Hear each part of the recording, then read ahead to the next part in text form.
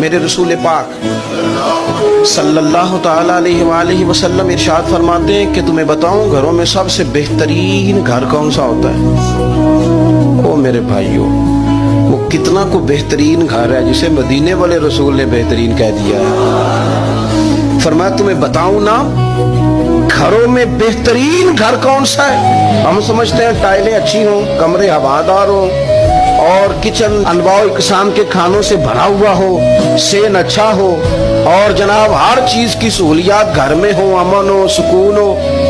نہیں، حضور فرماتے ہیں مجھ سے پوچھو نا بہترین گھر کون سا ہے؟